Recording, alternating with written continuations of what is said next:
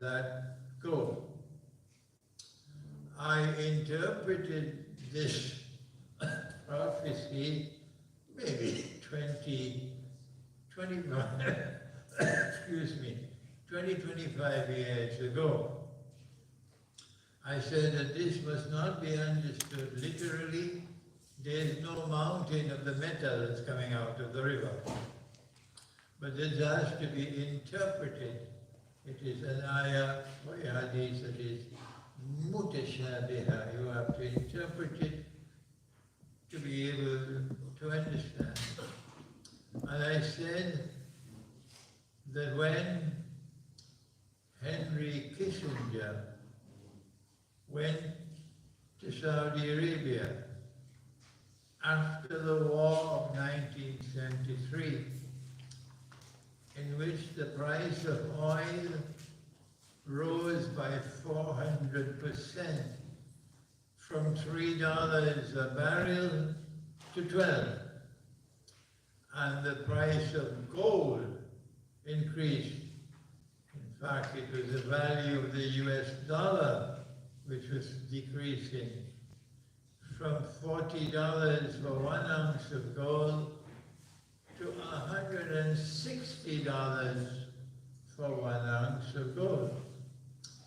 Kissinger went to Saudi Arabia and he convinced King Faisal, rahimahullah, that there was much more wealth for the Arabs if they will only do one thing, that they must sell their oil for nothing else but US dollars, which was sinful, bogus. It was meant to preserve the US dollar, keep it flying high. And Saudi Arabia agreed, and that was when the petrodollar was born. And that meant that an ocean of oil underneath the river now began to function as a mountain of gold, the petrodollar monetary system. I said this 20-25 years ago, but no prominent scholar of Islam anywhere in the world ever agreed with me, but that's not new. And so now, from that petrodollar monetary system, which has the International Monetary Fund backing it, has emerged a monetary system which has ensured the dominance of the modern West. But when BRICS was born, BRICS emerged as a challenge, a feeble challenge at that time.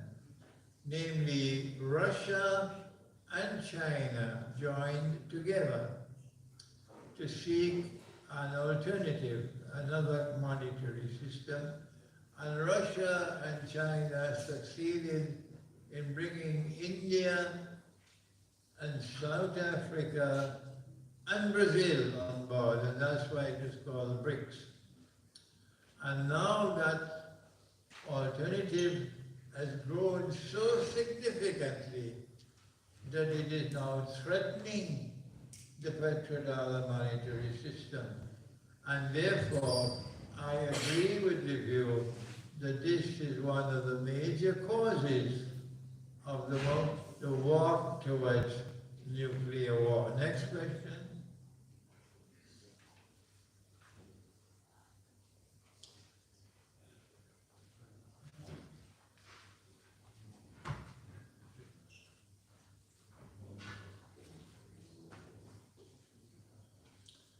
What is the link between Imam al-Mahdi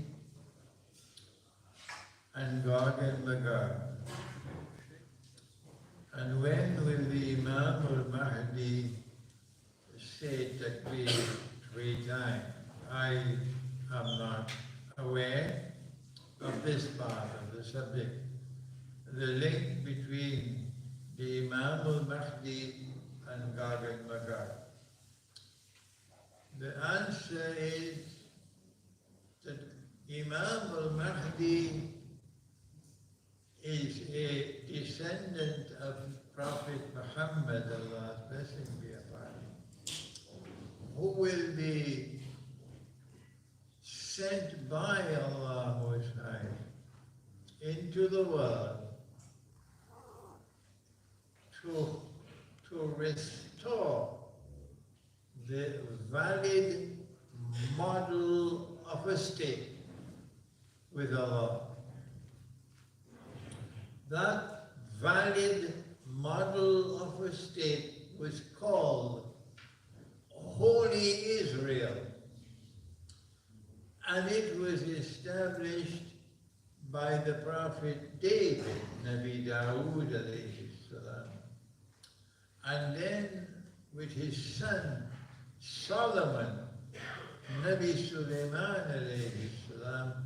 That model of a state became the ruling state in the world. That model of a state was replicated when Prophet Muhammad, Allah's blessing be upon him, established the holy state in Medina, the Islamic state. And then when that model of a state disappeared from the world and was now replaced by a secular, godless model of a state with which we now live around the world. When Akhir Zaman comes, that model of a state must be restored. Why? Because Jesus, the Messiah, is coming back. And Allah taught him the Quran. So when he comes back, he's coming back not only to his followers, but also to the followers of Nabi Muhammad, Allah's blessing be upon him. So when he arrives here, it would be a pathetic spectacle if we still live with the Republic of Egypt and the monarchy of Morocco and the Republic of Algeria and the King of Malaysia and Indonesia and all the rest. The model of a state with Allah, that model, must be restored before the Messiah returns. And that is the function of Imam al-Mahdi, to restore the valid model of a state. So goodbye to Kuwait. I was giving this lecture in Manhattan in the 1990s in a big masjid. And I was not aware that the Kuwaiti ambassador was sitting right in front of me. And I said, when the Imam comes and the Khilafah state is restored, goodbye to Kuwait. The ambassador was not happy with that. Because the Khilafah state, or the holy state, would now be restored. This is the primary function of Imam al-Mahdi. Gog and Magog have a different function. The primary function of Gog and Magog is to bring the Israelite people back to the Holy Land, to Jerusalem, to reclaim it as their own.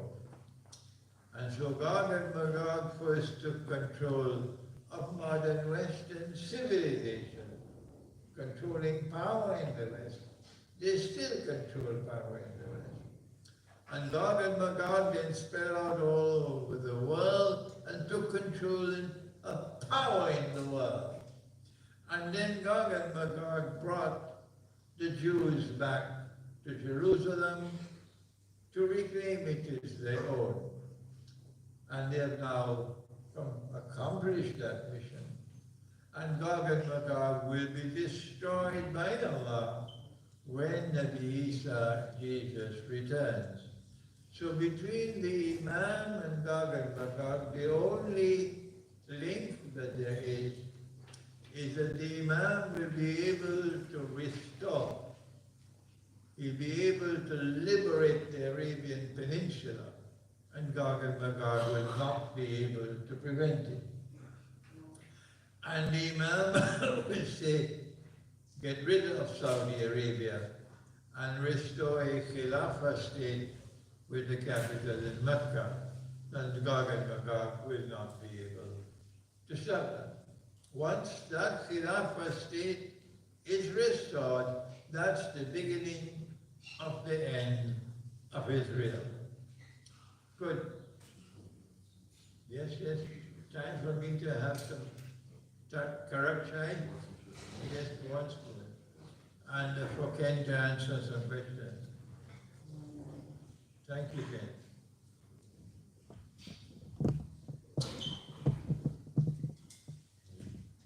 Any questions for Ken? Yeah. Give it in.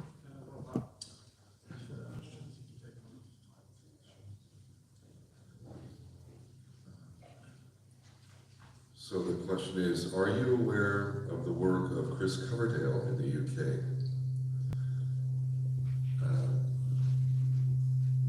Something, no tag for gender.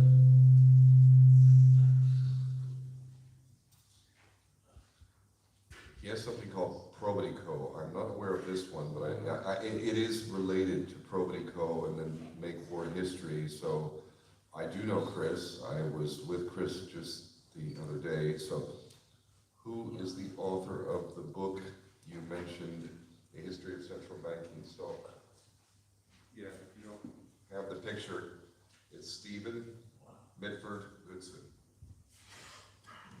So yeah, if you don't have that down, maybe you might want to write it down, Stephen Mitford Goodson.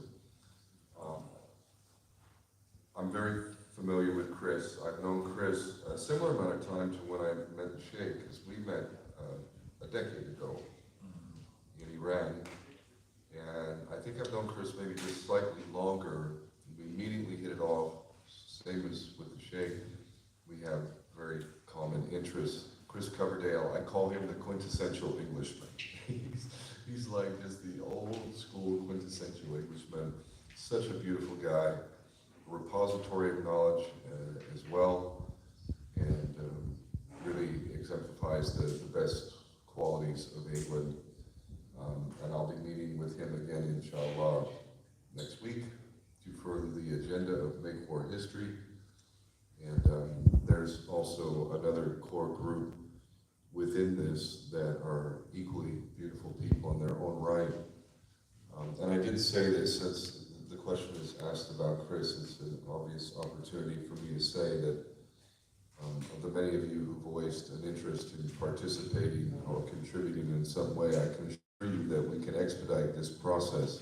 Although we already have the core foundational stuff, it's really just translating that into the working website, like the logo. You know, I want to see Make War History, NWH, all over. Like the same thing as my hat is sort of my signature, you know. I want to see Make War History for real, not like a slogan. I remember actually imparting on this 20 years ago when I did the Human Shield Action to Iraq, 21 years ago. I actually was I gave a speech at Camden Town Hall, and somebody had given me a nod in my name. And the only reason why I felt like I could wear that was because while everybody was wearing none of my name, they were going to protest. I was going to Iraq to be a human shield and ready to die. And I said on the Hard Talk interview, you know, when I was asked by an adversarial Mormon interrogator in the interview, do you think it will matter? And I said, yes, I do. I think it will matter that someone from the West shows so much that they care, that they're willing to be down there. And if we're going to die, then let us die together then. Anyway, not in my name, I felt I could say that, but I don't think we can say not in our name until we make war history and we do what I talked about earlier. So those of you that have abilities and would like to contribute, this is completely in accord with Islam anyway, as if God doesn't want us to end war and stop being pawns in a game of self-destruction tempting World War III. Okay.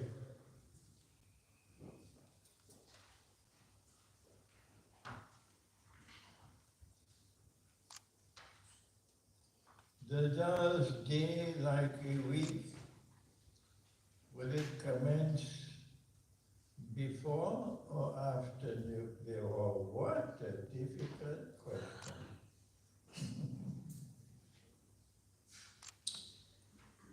The passage from Pax Britannica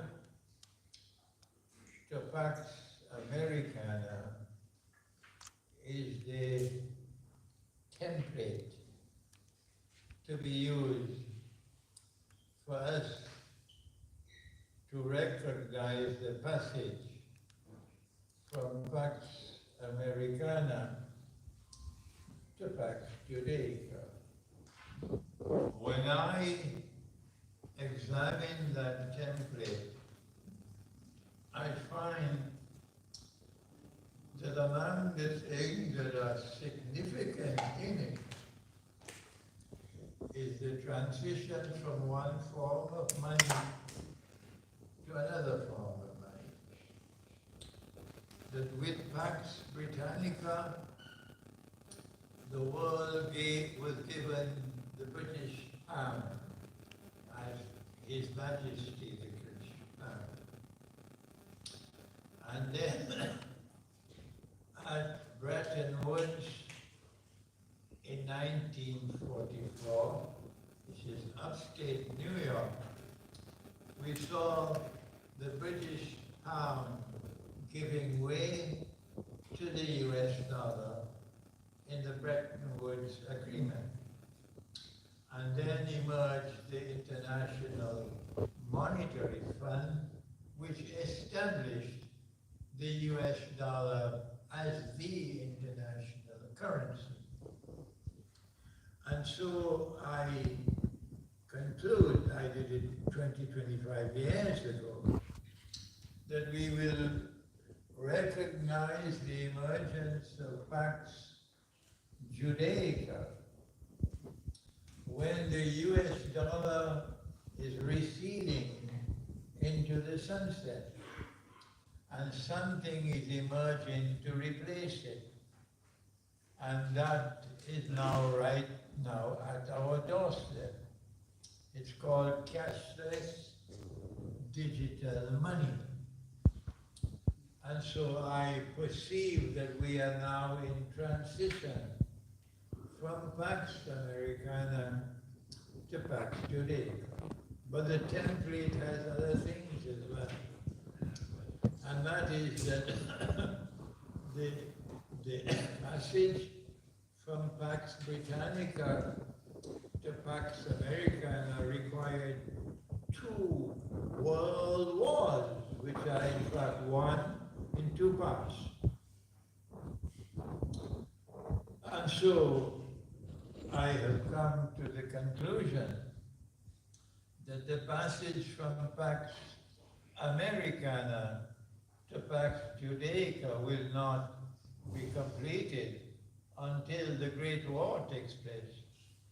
And that Great War, which we call Al-Malhama, and they call Armageddon, that Great War is just around the corner. That is the best answer I can give.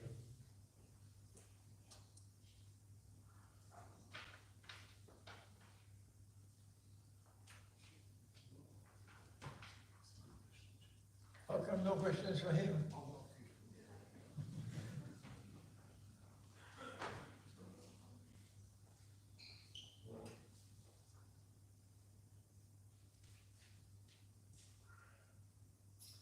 Despite Iran's central bank not falling to the Zionists, why is it so weak?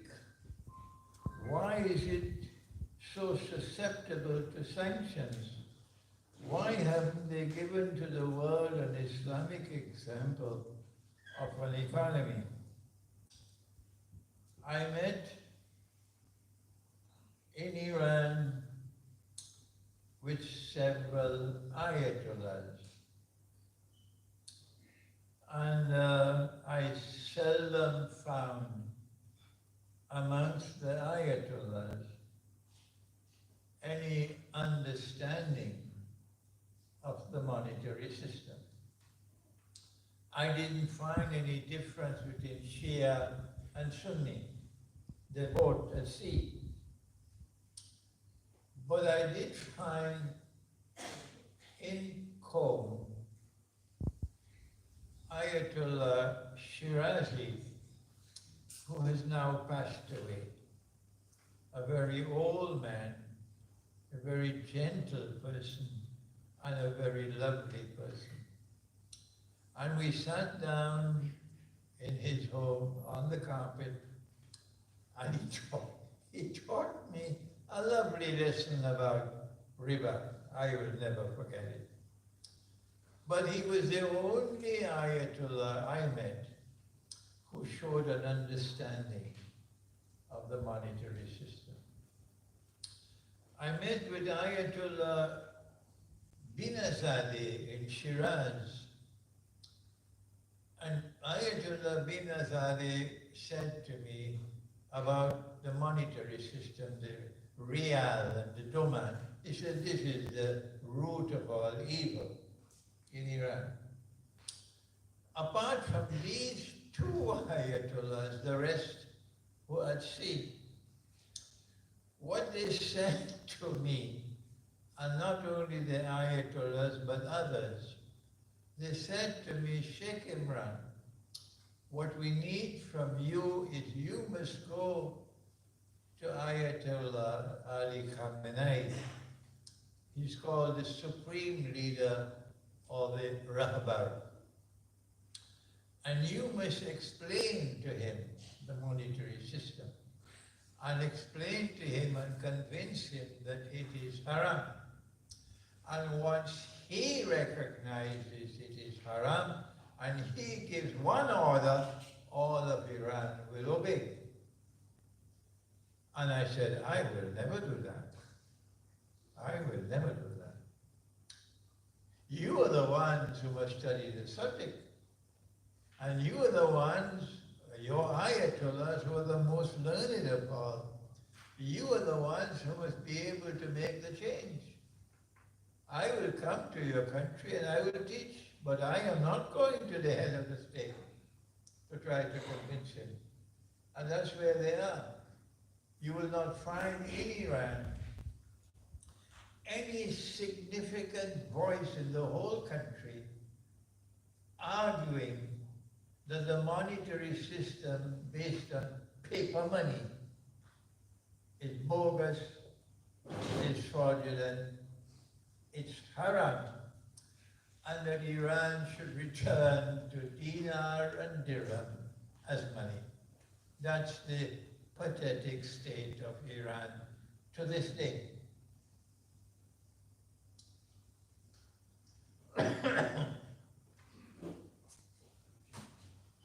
Okay, Ken?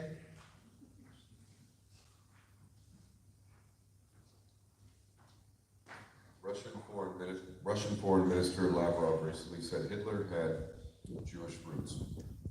What do you think of this claim?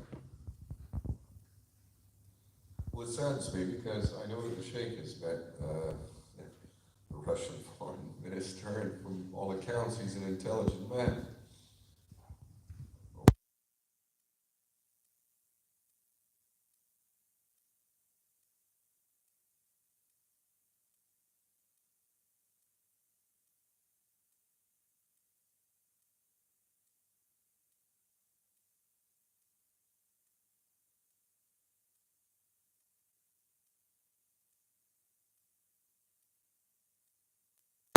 Just continued living in Hawaii and turning a blind eye to the crimes and not speaking out against my nation I'd say that would make me party to the crime. I chose to reject, renounce, and condemn on every level. I think that's what Adolf did, so I don't know exactly what Lavrov.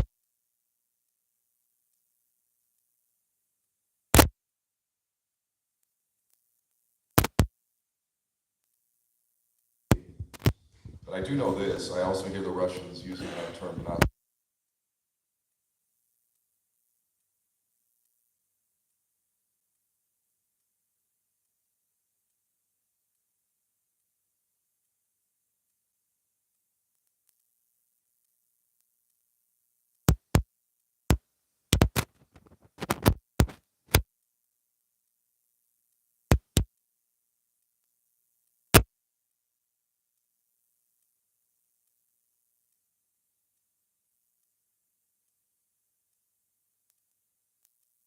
Rome.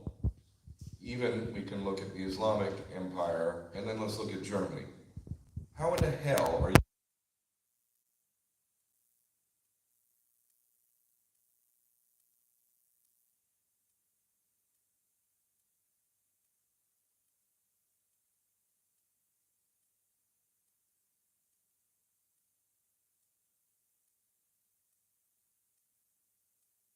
each one of you can ask yourself this question.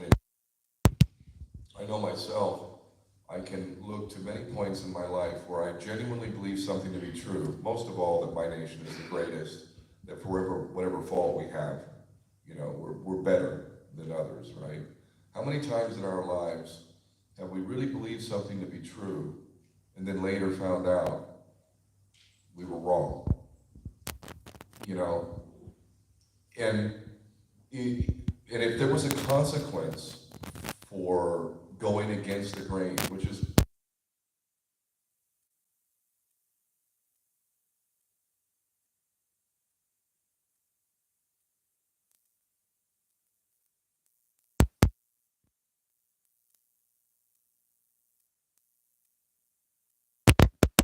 for a fact, I don't care about popularity. It means nothing to me. And why would you want to be popular in an insane world? Why? Maybe if you want to be a billionaire. But the bottom line is this: bearing false witness is a crime.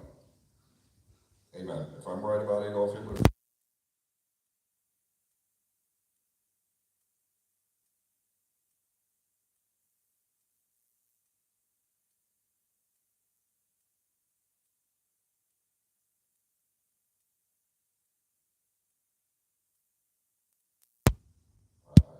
I don't appreciate what the foreign minister said at all. I think it's rubbish.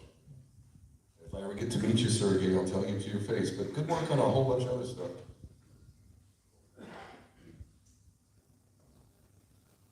I guess that means maybe my visa to Russia is not coming now.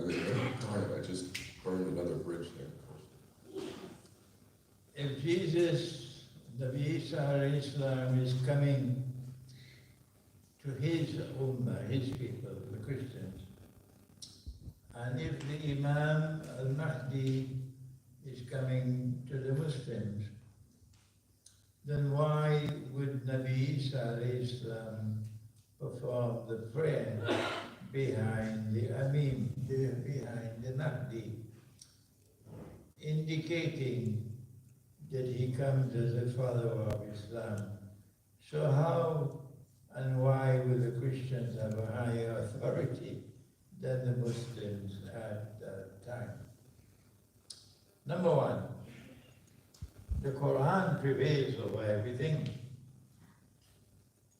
And the Quran declares that a people who follow Jesus, not a people who follow Muhammad, Allah's blessings be upon them, a people who follow Jesus, the Messiah, would be raised by Allah to that position of dominance. And when they are raised to that position of dominance, they will remain in that position of dominance until the end of the world. That is the Quran. That's not me, that's the Quran. Good. So anything else must now be understood in such a way that it is not in conflict with the Quran. So our prophet said that when Jesus returns, he will come down from the sky with his hands resting on the wings of two angels. But if you are there, you won't see the angels. No. When he comes down, he will come down in a masjid, not a church, not a cathedral, a masjid. And it will be in Damascus. And our Imam would be in that masjid. And I have dealt with this subject, I've written on it in my book entitled The Messiah, the Quran, and the End Time. I think the book is downstairs. So do please do some homework and read the book. The Imam will be in the masjid. And it will be the time of the prayer. And the Israeli army, led by the false Messiah, will be around the masjid, surrounding it. And they are ready for the final kill. When you kill the Imam, everything is now finished. There is no resistance to Israel possible anymore. Like Pharaoh's army approaching the Israelite people who are between the devil and the dark blue sea. And if you destroy them, that's the end of it. The Imam would recognize that this is the Messiah, Jesus, the Son of Mary. If I am there, I may not recognize, but he recognizes. And he does the right thing. He is the Imam or the leader of the community of people who follow Muhammad. Allah bless him, dear Prophet. But that is a prophet. I am only an Imam. He is a Nabi and he is the Messiah. So the Imam does the right thing when he invites the Messiah to lead the prayer. But this is a masjid, and the prayer will not be conducted in accordance with the law which came down to Moses and to Jesus. Allah's blessing be upon him. We have a different model of law which came down to Muhammad. So our prayer will be conducted differently from the Christian one, but it's the same one God. When the Imam invites him to lead the prayer, since he is a prophet, then in accordance with our Sharia or sacred law, the prophet should lead the prayer. So why does he decline? Why does he say, the people have appointed you as their Imam, you lead the prayer? And he then prays behind the Imam. Answer, you've got to learn to think. Don't expect Imran to think for you. You must learn to think. My teacher used to say to me, I'm not going to put you on my back and climb the mountain. I'm going to teach you how to climb the mountain. That's what he used to say. Maulana Dr. Muhammad Fadlur Rahman Ansari, rahimahullah. So I have to think. And I understood, if the Messiah had accepted the invitation and he had led the prayer, he would be in conflict with Allah's command to him. Because Allah's command to him is that he is a prophet sent not to all of mankind. No, he is sent to Banu Israel. Twice in the Quran this is mentioned, that the Messiah is sent to the Israelite people. But if he had led the prayer, he would now become the leader of this community which follows Muhammad alayhi salatu wasalam, and he will be in trouble with the Lord God. So that is why he declines to lead the prayer. But when he prays behind the Imam, he sends a message, powerful message, to all Christians and all Jews. What is the message? By praying behind the Imam, in accordance with the law which came down to Muhammad, Allah's blessing be upon him, he is telling the world the Quran is absolute truth. The Quran is the word of God. Muhammad is a messenger of God. And every Christian, wherever you are in the world, will now have to accept, if you've not accepted it so far, will now have to accept that the Quran is the word of God and Muhammad is his messenger.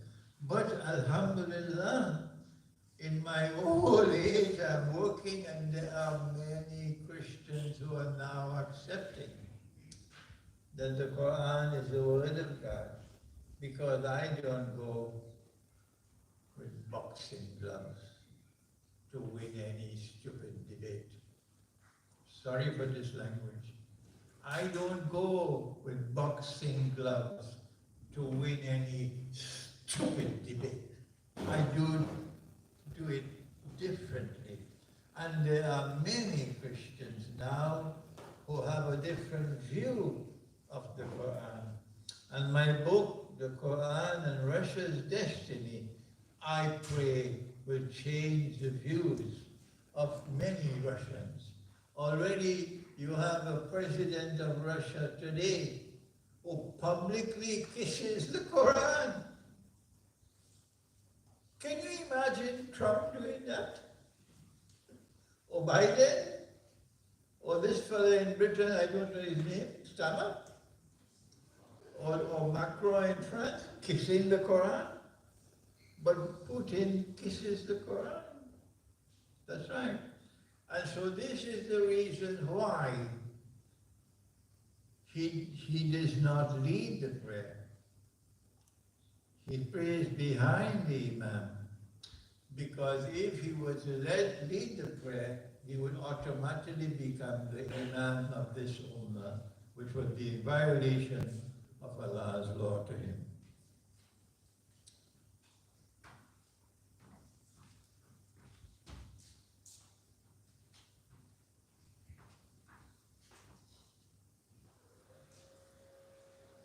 Do you think you have or are having influence on other veterans by speaking up about the war crimes?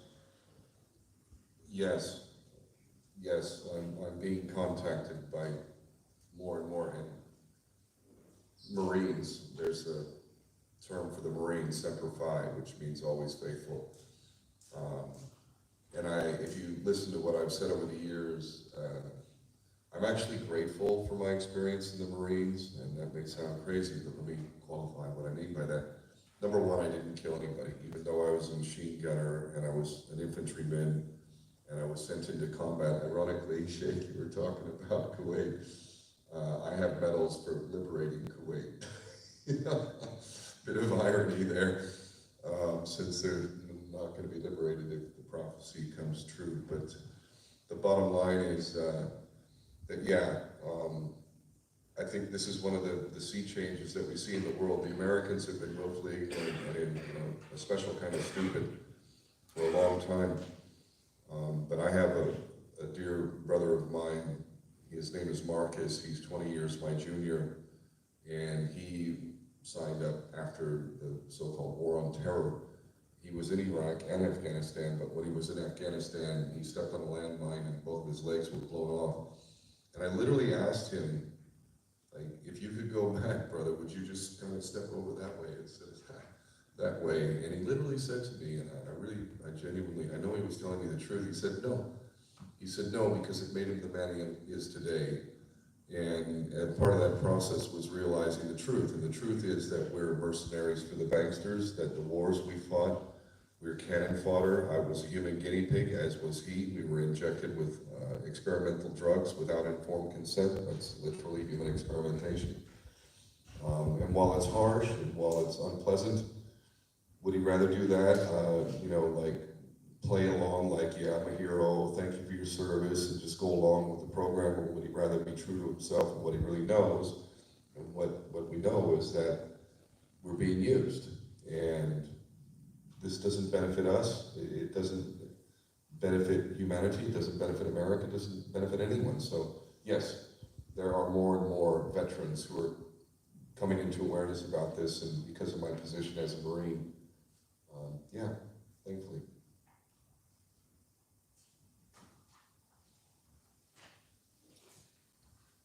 Do you believe that gold will return as the dominating currency post-Malhama and weapons and swords and shields? BRICS has just announced that their currency will be backed by gold. Is it 40%? 40%? 40% backed by gold. That does not mean that you're going to be using dinar and dirham, gold and silver coins. When the currency is backed by gold, this is called the gold standard. And we already had this in the past, before the emergence of the petrodollar monetary system. We used to have a gold standard before the IMF came into being. Gold standard, the currencies were backed by gold to a certain extent, but it didn't work out. It didn't work out.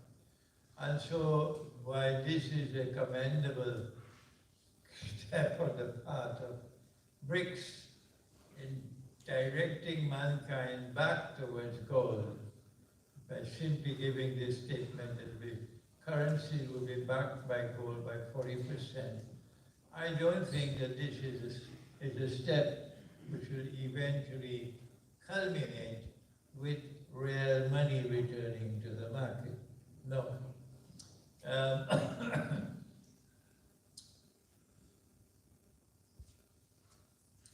I have to take our discussion now back to the microanalysis, which is what Ken has been doing, but I have now to enter into the microanalysis. And that is at the same time that BRICS is announcing currency with 40% gold backing.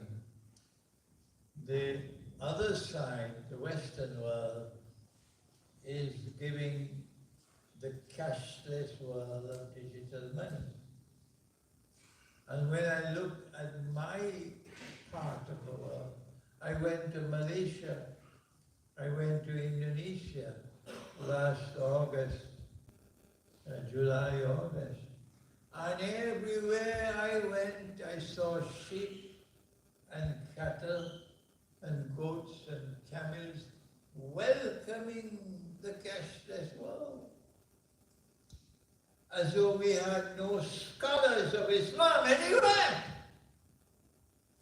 They're either sleeping or eating biryani.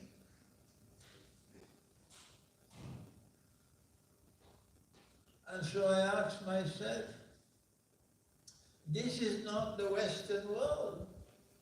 This is the world of Islam.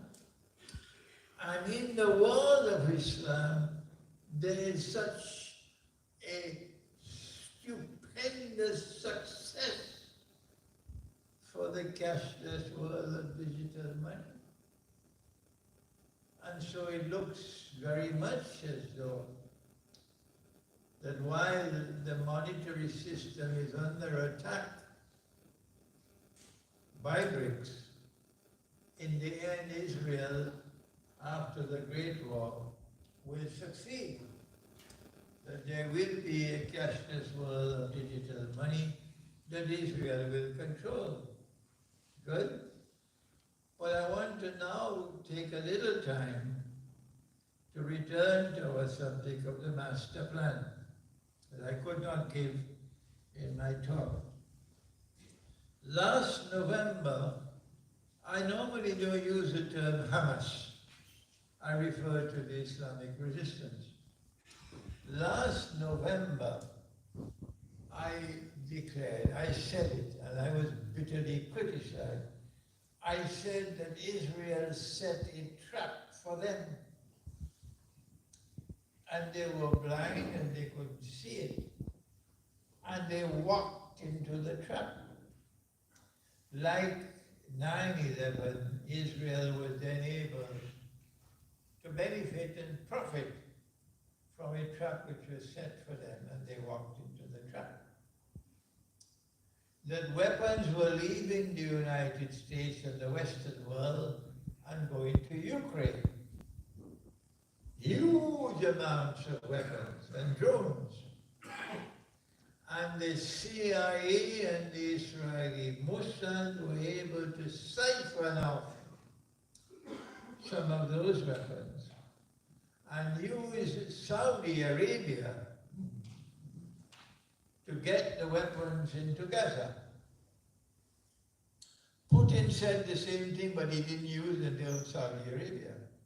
But Putin said that the weapons which were going to Ukraine were being siphoned off. And the Islamic resistance was so innocent, did not know.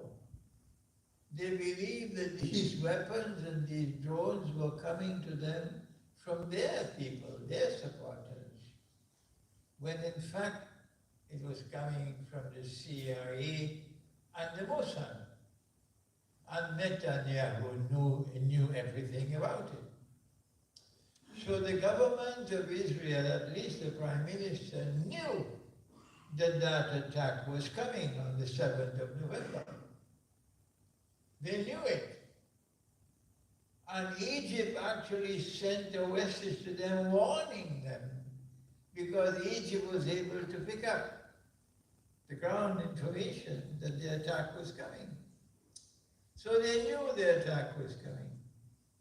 And they deliberately allowed the attack to take place. And more than 1,000 Israeli citizens were killed.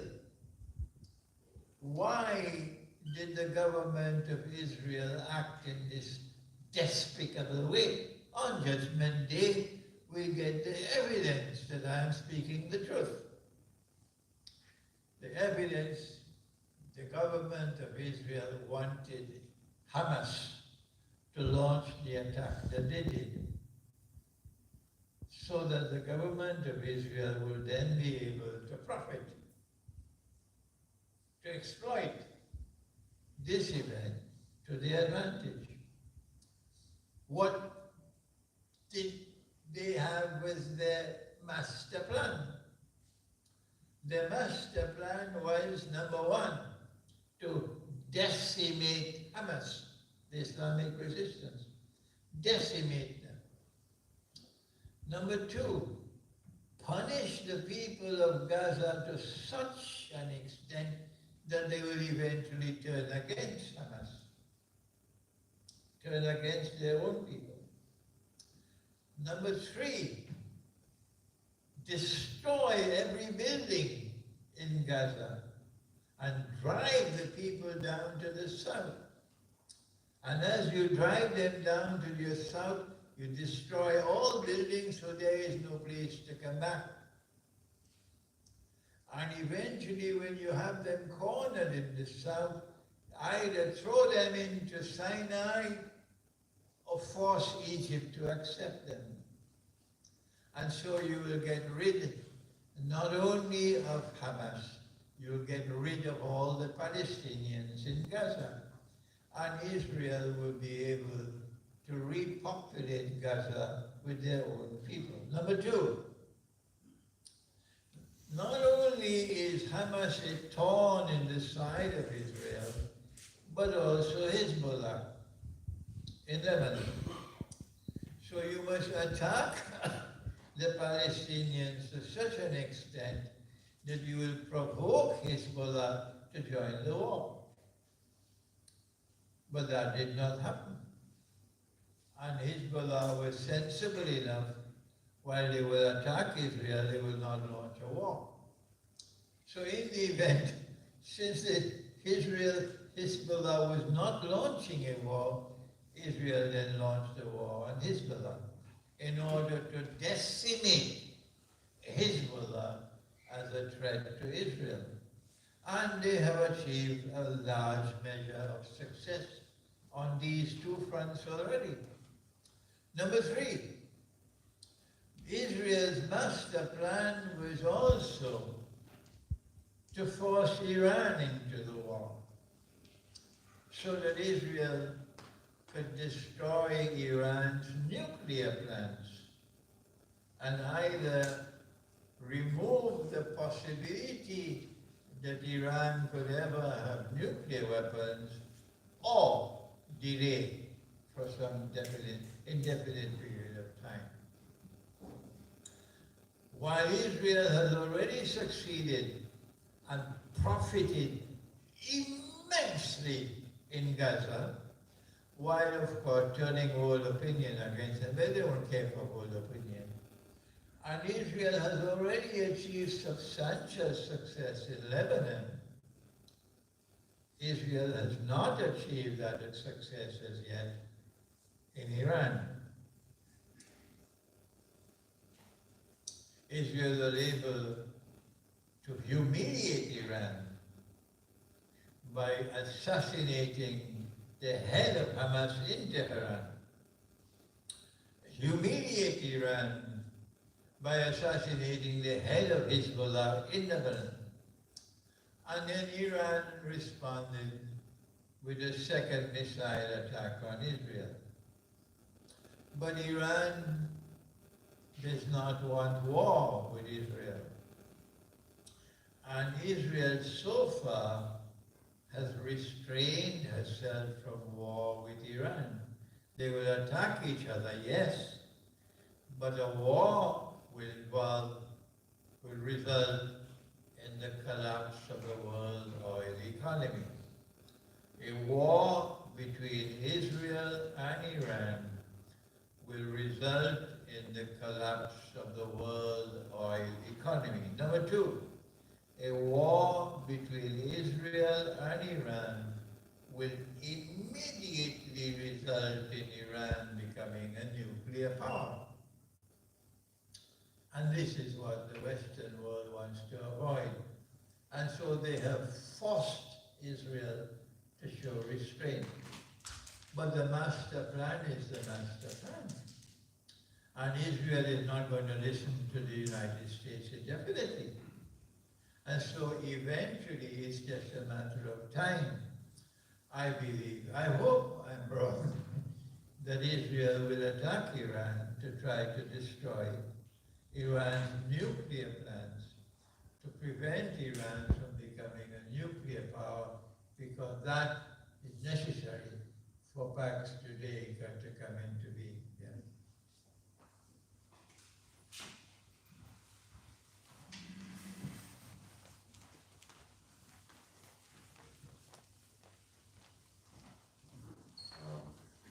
Have you considered reaching out to George Galloway on his show? Is it the most? Is that it? He is the man who speaks truth and has a big following. What are your thoughts? So, I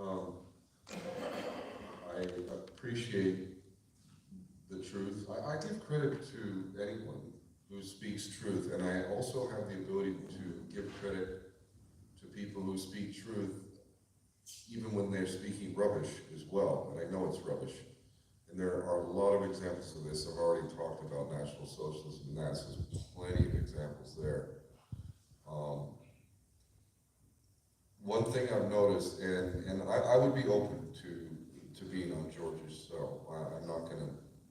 I don't take things personally. I read a great book called The Four Agreements. One of the four agreements is take nothing personal. It's actually quite easy for me. While I don't appreciate some of the comparisons to Nazis, George's show, I wish I had a copy of it.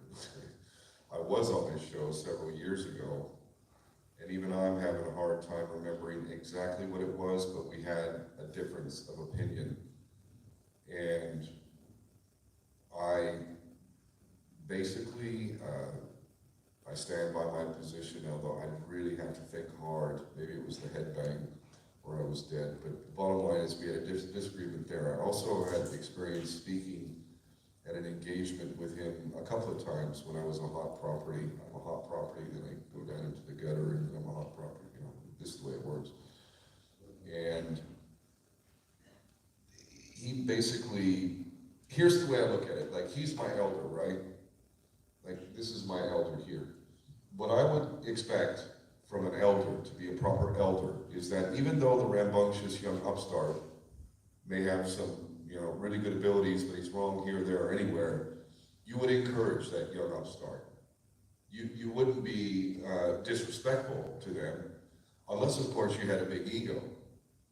Now, if the Sheikh had a big ego, he wouldn't want to share the stage with me. But it's not about his ego, it's about something much bigger than the ego. From what I understand, the ego that is George Galloway has been tempered. Also, there's some qualities with regard to womanizing that I believe also have been tempered. And I wish him well, and God bless him. And I'm not casting dispersions. I'm simply saying that I believe this is the reason why we haven't been on more programs together, because for most people it would seem like we would be natural allies, wouldn't we? But that's just not the way it's played out. And when I did disagree with him, again, he didn't act like an elder in my opinion. There's a way to agree to disagree with respect. Or there's a way to just, whatever, act like a child and you know, blah, blah, blah. So, in answer to your question, God bless George Galloway. If you'd like to have me on a show, whatever, water under the bridge, you know, I want a better world. And if we can work together, like Make War History, hey George, would you like to come and be a speaker for Make War? Come on over. Let's do it. You know, it's not about me.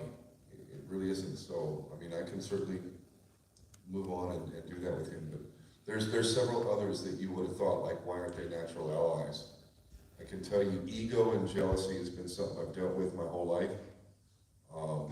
And if ego and popularity is a little bit too high on your priority list, then those people don't work with me. I love people who, I love men who don't have insecurities. I've got a friend here in the audience who's one of those. And we've spent a lot of time together, and we've never had an issue, once.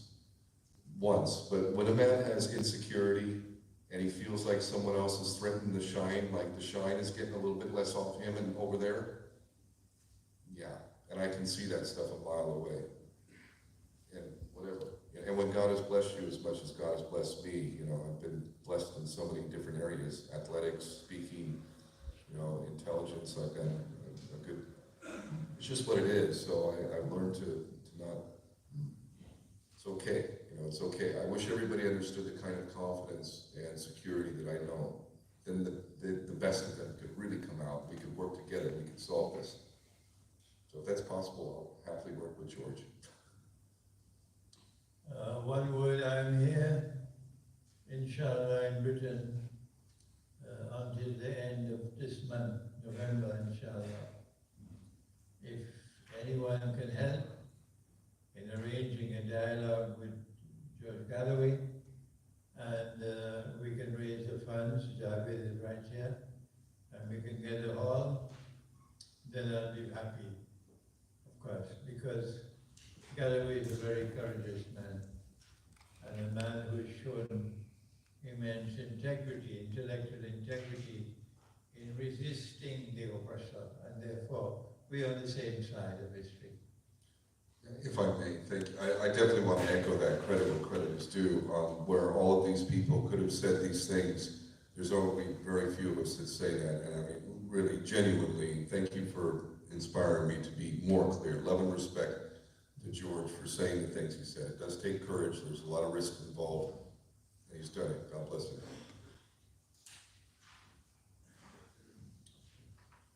You mentioned the wiping of the seed of Ishmael.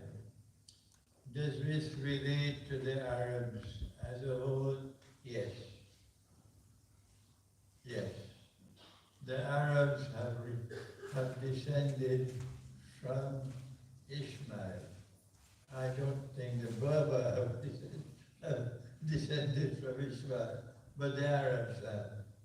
And therefore, the sacrifice of the seed of Ishmael and Islam, is the destruction of the Arabs.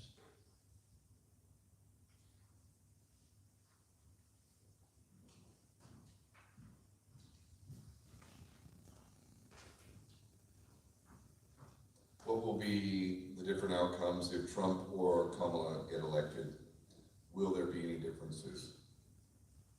Effectively, no. Okay, so Kamala Harris has a Jewish husband, first off. She's a prostitute, and I say that in all accuracy, like literally.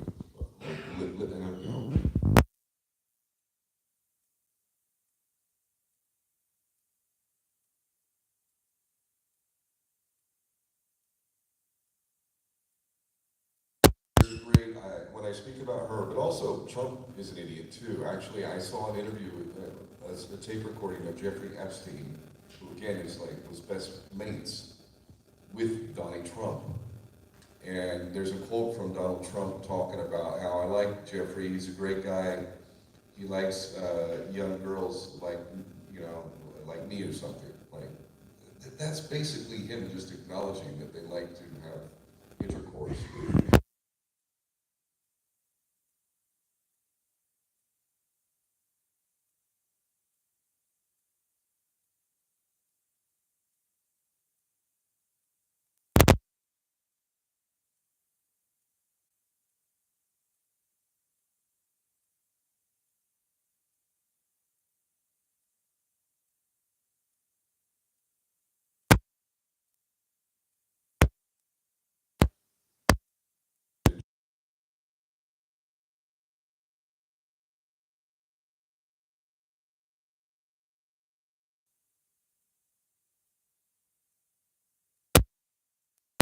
I don't understand how anybody thinks. There's a lot of Americans, by the way. I know people in America, I swear I've been trying to warn them for over a decade on this. Like, Iran is not the threat, we are. And I did a video about Trump like 10 years ago.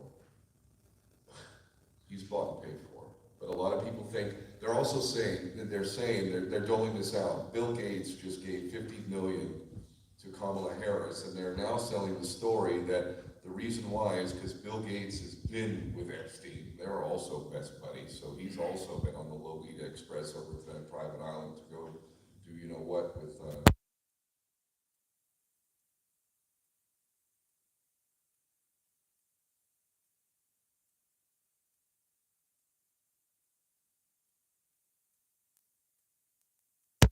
Clinton and many others.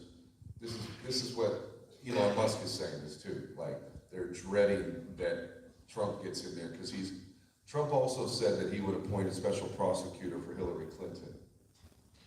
And did he do that? No. So they're getting the stupid people to believe that he's going to do something that would not be in the benefit of those who are in charge of him.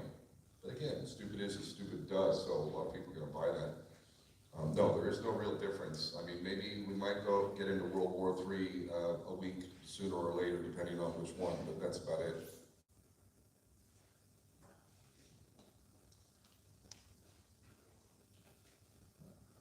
suggest if we put a time to end.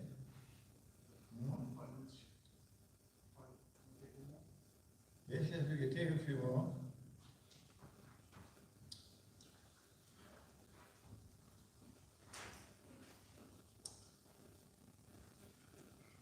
What role do the Russian forces in southern Syria at the border of the Zionist entity play in the fight against them? I don't have the knowledge of the battlefield.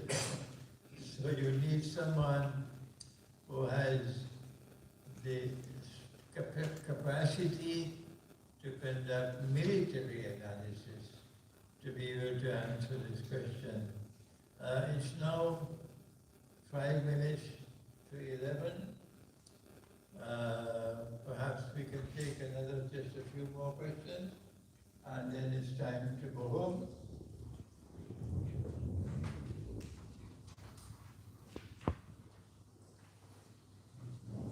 According to Christendom, or I believe that's Christendom, how's the world to be looked at? How's the world to be looked at before Great War? How long it may take to complete this Great War? How long? If it goes the way they intend it to go, when the history books are written, likely they'll say that we're already in World War III. Many of the key events have already happened. It depends on what your definition is. But, you know, if we're waiting for the big attack from Iran or Israel to go after the nuke facilities, and Iran to be the initiation point of World War III, fine, fair enough. But I think that's really splitting hairs. We're flirting with it for sure. We have been flirting with it for a long time. And again, when you put in the Samson option, can I get how many people know what the Samson option is? Okay, some don't, so let me just explain very briefly. Samson, biblical story, goes back to Samson, a Jew. He was having a hard time with the Philistines, effectively Palestinians, and they were not happy with Samson. Samson basically ran into the temple, pushed over the pillars of the temple. He's sort of the original suicide bomber, effectively. He said, like, okay, I know I'm going to die, but I'm going to bring in as many of you, and then I'm going to kill all of you with me. The Samson option, which has been restated by many top-level Israelis, effectively says that if Israel's going to go down, they're going to take the whole world out with them. And now, courtesy of Germany, which is still paying for Holocaust survivors,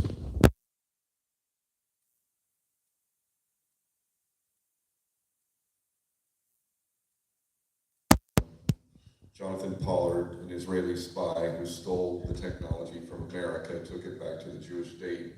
Mordecai Benunu, who I met, exposed all this. Beautiful man. Everybody should know him. Great contribution. Bottom line is this: Israel has the capacity to deliver nuclear weapons from submarines effectively and almost instantly. I mean, these things can be launched and hit their target in such a quick manner that it would take good technology to be able to stop them. But there's every reason to believe that they can actually deliver on their threat to exterminate, if not the whole world, certainly points in Europe and whatnot. They have said this on record.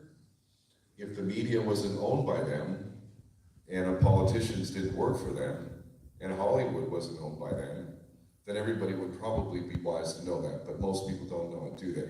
And I've been trying to warn humanity about this. So this is a big question for me. Israel is done. That's my position. Prophecy notwithstanding. Israel's done. On a multitude of levels, they're done. So, are they going to launch nukes? For me, that's the question. That's also why I said earlier, I reckon we all get right with God, because if anyone can perform a miracle, He can. He can take their nukes, make them inert, let them fall to the ground, and then the whole world can know that they were trying to exterminate the rest of us Goyim. At which point I think we'll finally all figure it out.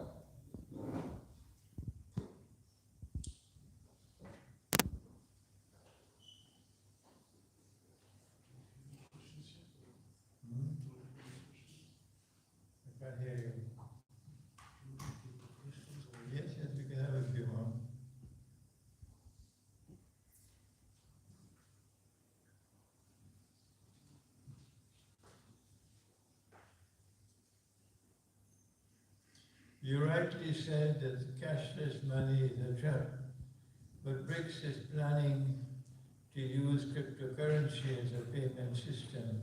They want to use decentralized money. What are your views? Russia is still eating pork. Russia, which is Christian, Orthodox Christian, is still eating pork. But when the Messiah returns, they will learn that pork is haram. So Russia still has to travel some distance to recognize that riba is haram. That using bogus money is haram.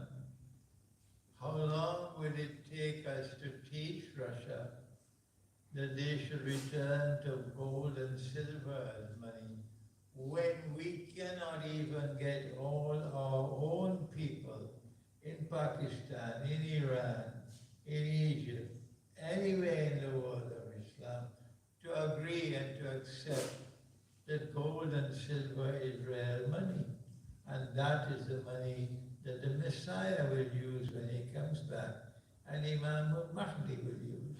Huh? When we cannot get our people, how can we expect China and Russia to understand that gold and silver are real money? If I may, please. The one thing that makes, okay, we can all agree that fractional reserve, paper money that has nothing backing it, compounding interest, usury, these things are all wrong. And they're all destructive, and every period in history where that has been prevalent, we've had never-ending wars, destruction, poverty, and so on and so forth. Absolute fact, undeniable. The couple of things that make crypto, at least in an interim, because I don't see crypto as an ideal way. What I do see is a way, they're imploding the economy. We are going into what, if you studied history, Weimar Germany, a wheelbarrow of Deutschmarks. So imagine a wheelbarrow of pounds buying you a loaf of bread, and you're starving. And mothers and daughters are selling themselves for sex to try and not starve. When it gets to that, which is their plan, this is what they're doing.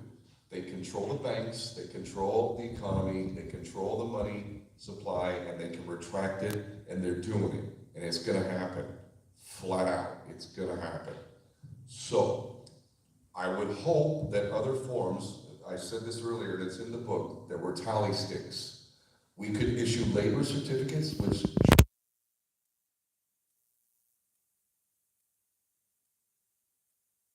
and mows your lawn, that has value. All you need to do is make sure that they did a legitimate hour of work or whatever, and you pay them a correct amount, that has value, that has real value. I disagree.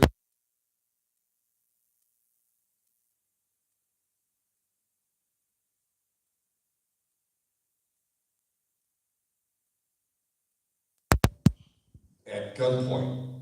So, we see that this has happened in the past. I would recommend that we use the same things.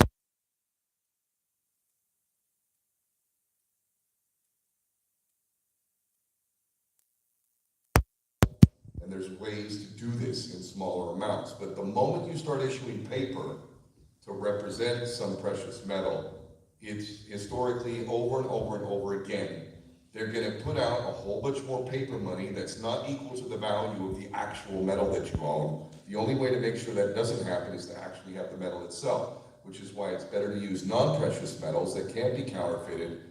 And this is where cryptocurrencies have a real advantage in that you have a decentralization. It's the central banks that are killing us. The decentralization of crypto, by the way, Bitcoin's been corrupted.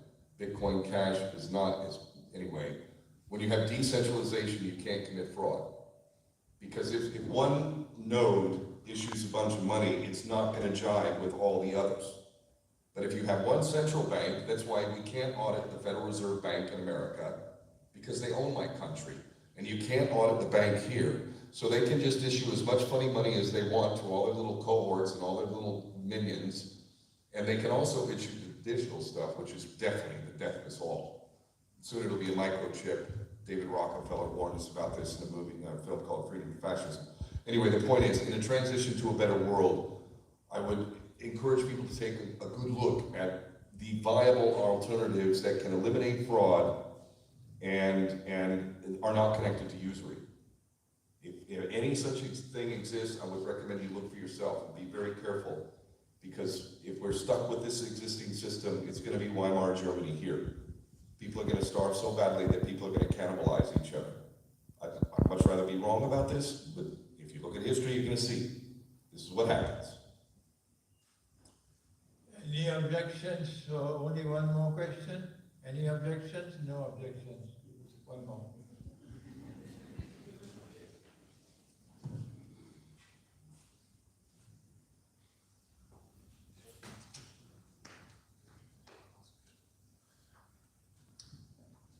Are you familiar with the Christian eschatological prophecy of 7 years of tribulations, according to which the Dajjal's actions as public politicians will last 7 years? No, I'm not familiar with it. Sorry. Now then, we asked Javid for permission to have this event tonight for 2 reasons. Number one, we wanted to bring clarity to your minds and to the larger audience outside who will view the video. Clarity to understanding what is happening in Gaza, in the Holy Land. And mashallah, I believe we have done that tonight. Number two, we do not want your hearts to end up in despair. We want you, having got clarity to the subject, to have hope in your heart. The truth will eventually prevail over falsehood and justice over injustice and oppression. And I believe we've achieved that tonight. So we want to end by giving thanks to Allah and also to Javid, who so kindly got the owners of this hall to give us the hall free of charge. May Allah bless them all. And thank you. Assalamu alaikum wa rahmatullahi. Ladies, thank you, Sheikh. We will be starting the signing of the book shortly. So if you need to do that, I'm asking the sisters to queue up on that side separately and the brothers on that side. And can we have one person, one at a time, please, in the queue, please?